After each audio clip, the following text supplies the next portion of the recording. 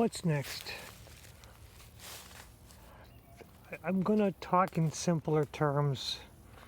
People cannot really be divided into simple number of groups, but I'm going to make things easy for discussion. There are three kinds of people: those who are aware, those who are just part of the system and just follow the rules, and those who manipulate everyone and those in control.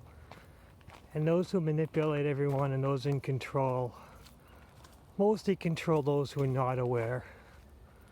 Mostly they use fear to, they just use fear. And those who are aware are less subject to the fear, but we can fall into the aware and not so aware. Being aware it's not always. You fall in and out of being totally aware. It's just part of the aspect of being alive in normal life. Now, as a spiritual being, if you are totally one with your spiritual self, you really are always aware. But those of us with the gift of living in the real world, the material world, of having to make money on a daily basis, feed our families, do our jobs, we can be aware and fall into the not so aware part and fall into the fear complex. And that's fine. Just being alive. Now here's the big part. It's why I use the lady slipper as an example.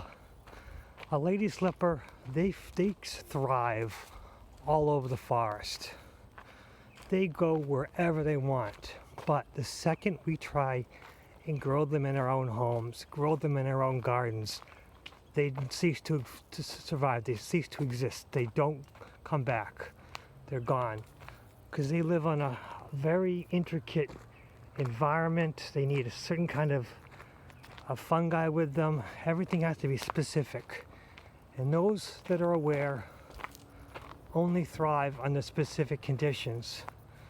But we that are aware can give ourselves. We that are aware can take control of our lives and make sure that we maintain the environment that we need to thrive. Those in control don't want us to thrive. They want us to be under the fear complex. They want us to be under their control. So they want us to be alive, and they want us to be afraid. They want us to be manipulated just like everyone else. And the others who are not as aware, let's just say awareness is a scale. And some are more aware than others. And those who are not aware at all, fall into the fear thing and feed those in control. Fear is a major power control. And it's been bugging me for a while. It's like, well, why would the snake being the savior of some cultures and being the evil villain of Christianity and Judaism, in the Abrahamic religions, the snake is evil. Okay, I guess the snake's more like like a double-edged sword, where it can bring you enlightenment, but it also can, lead you astray. So it's kind of a difficult being to deal with. And with that, I think that really those in control don't want us to know the full aspect of the snake, because those who are aware and don't have the fear of the snake know how to use it and know how to respect it. And the snake is a symbolism of a higher power. So if we learn to respect it and know how to use it and seize our inner power, seize the control of our life, and manifest the life we want, we're dangerous to those in control. Those who are part of the system and don't manipulate their life, don't control their own lives, and they let those in control manipulate them, and they're easily scared. They're fear in all kinds of levels. The news is full of fear, the TV shows are full of fear, the internet's full of fear. Fear is everywhere, and they feed off the fear, and that's why that they worship an image that has become Lucifer or Satan. There's a group, what is it? They're in California. They're a secret group that all the higher ups are part of. Is it something Grove, Bohemian Grove or something like that? Bohemian Grove. They worship a goat deity, which is basically, it's a symbol of Satan. It's a symbol of Baal, which was a Carthaginian individual that they used to feed their firstborn children to. Horrible, horrible, scary thing. Well, I don't think the Carthaginians actually fed their firstborn children to this deity. I think that was part of the mystique. Because I think this deity, this Baal, this Lucifer, this satanic creature, this demon, feeds off fear. And that's the idea. They want us to be afraid of Satan.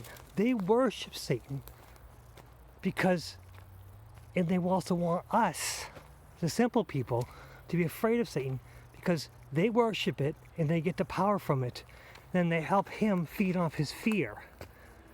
Because I think fear is the most powerful food for the lower beings.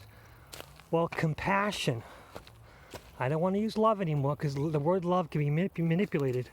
But compassion starves these lower beings.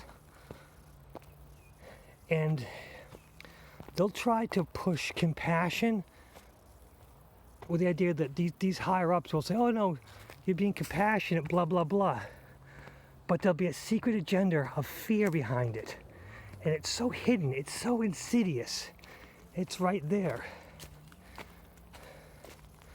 But those who are aware, who sees our awareness and don't have our fear, are going to be pushed around by those who we love and respect around us, who are feeding the fear.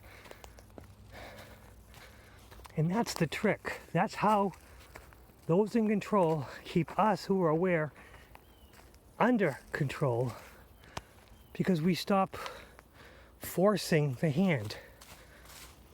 It's really hard to force someone to be aware, and it's very easy to be manipulated by those we trust and those who are close to us.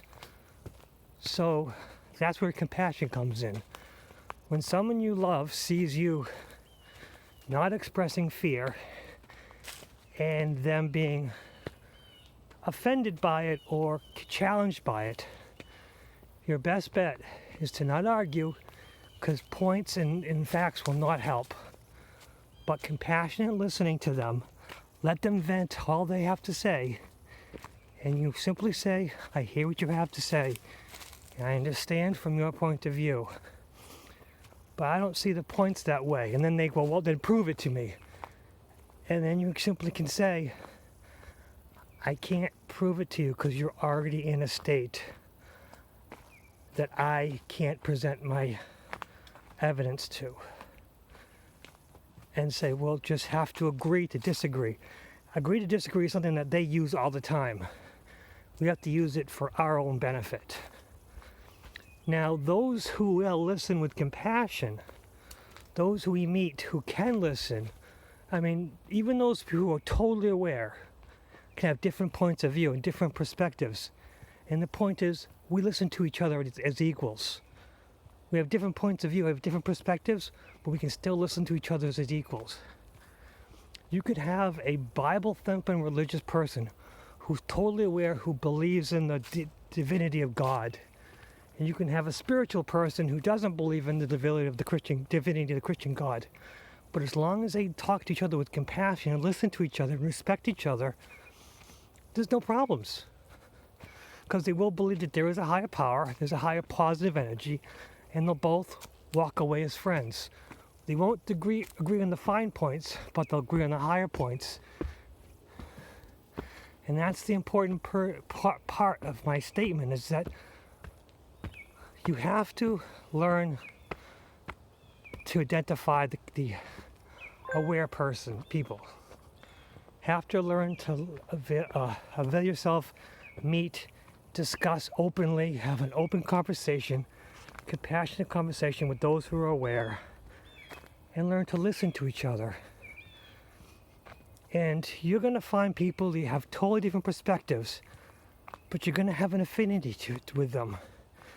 You're going to agree with them, and you're going to 100% disagree, but it'll be okay. And if you just remember the point of view, that it doesn't matter, the fine points are going to be there. And the way we're going to view things are going to be at different perspectives. But the major points are going to be the same.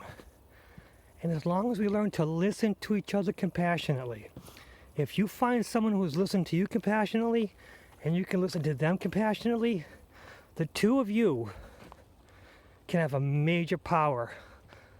Individually, one aware person has the power of 10 unaware people. But together, 2 aware people have the power of 100. 3 aware people have the power of 1,000. So as long as we work together, listen to each other with compassion, work together, and just discuss things openly, have different perspectives, but listen to each other. And when you meet people who are not aware, who are so stuck in their fear complexes, we just simply listen to them, because compassionate listening is always the answer. It's difficult. It's easy with aware people. It's challenging with not aware people. And that's the thing. The more non-aware people that we can compassionately listen and pull them off the fear ledge, the less power the higher-ups have. And eventually, the higher-ups are starving. That's why they're fighting so hard. That's why we're in this crazy quarantine situation. The facts don't indicate it. And a lot of us are saying, wait, these facts don't make any sense. They make a lot of sense, because the ones in power are starving and they're fighting hard to push more and more fear. And it's actually a good sign that we're in this current situation, that the economy's supposedly tanking, that we're, social isolation. Those of us who are aware need to learn to enjoy it, meet other aware people, and have a common conversation of compassion. We have to continue doing that. We have to continue being compassionate, listening to people, and even when we run into non-aware people, that's fine. Because I truly believe right now that there are aware people who have infiltrated the control groups. I believe that there are aware people who have found their way to secretly manipulate and take apart the control group piece by piece. And those we think are bad might be good, and those we think are good might be bad. But when you're compassionately looking to all the data, just watching it and observing it, not arguing, not fighting, just living your normal life, learning what you can, be as compassionate as you can, we're going to have a great life. Things are fantastic right now. Things might look meek. Me personally, my job ends in a couple days, but I feel fantastic. I have no worries. My wife freaked out, says, oh my God, how are we going to live on your unemployment? And the company I work for is a consulting company, and they says, no, we got you. We'll support you. We'll find you a new job, because things work out perfectly for those who maintain a aware mind. The aware mind can manifest anything. The aware mind can manifest what others see as impossible. So just keep a kind, aware mind, keep a compassion, aware mind, and continue the fight. Because as long as us aware people stay together, we'll run this world. We're already starting. We've got a lot of leeway into it. We just need a little bit more time. As long as we find each other and stick together. Don't let those powers above us and those not aware take us apart. Let's just stick together. Where people have to learn to listen to each other, find our ways for the perfect world that we know we can have. But those are just my ideas, and I'm just rambling on because I've watched a couple things and they've sprung a lot of important information in my head, and I have more to give, but I'm gonna have to start reducing them to high quality 1 or 2 videos a week rather than this daily diatribe where I just regurgitate all information that comes out of my head. But that's just my idea for right now. We'll see what happens after this. What's next?